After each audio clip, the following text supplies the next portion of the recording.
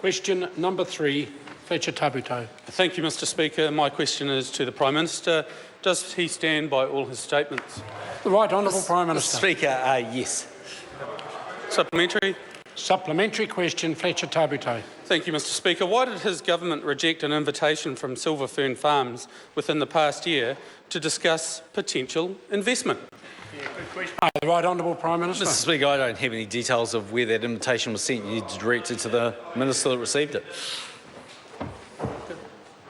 Any supplementary? Supplementary question? Supplementary question. Supplementary question, Fletcher Tabuteau. Can he not see the irony of taxpayers forking out $145 million to the Chinese-led Asia Infrastructure Bank while a Chinese SOE seeks control of our largest beef exporter and our second largest export industry? Order. The Right Honourable Prime Minister. Speaker, New Zealand's made a capital contribution to the Asian Infrastructure Investment Bank, like we do the World Bank and others. It's on call, and actually it can be used for projects around the region for which New Zealand companies may well be involved. Supplementary question. Order. Order.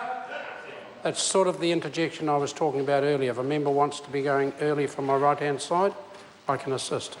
Richard Prosser.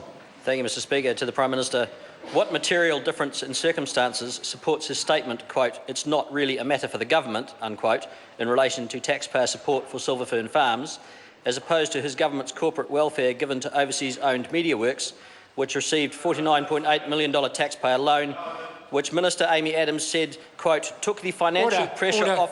Again, that question is too long. The member needs to refine it. The Prime Minister can answer. The Right Honourable Prime Minister.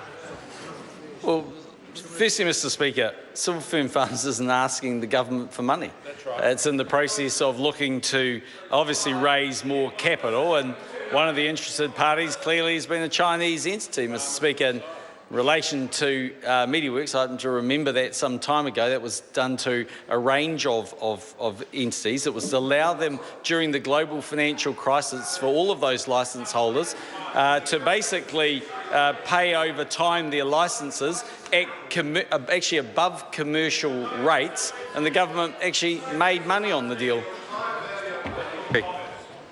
Supplementary question, Richard Prosser. Thank you, Mr Speaker. To the Prime Minister, what material difference in circumstances supports his statement, quote, "It's not really a matter for government," unquote, in relation to taxpayer support for Silver Fern Farms, as opposed to what some commentators have described as his government's treasonous $12 million bribe to a Saudi billionaire to support a farm we don't even own?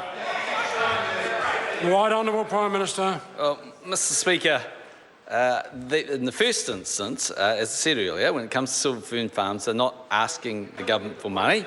When it comes to the agri-business hub in Saudi Arabia, we see that as an opportunity actually to potentially strengthen and further opportunities for New Zealand companies in a very big market of the Middle East.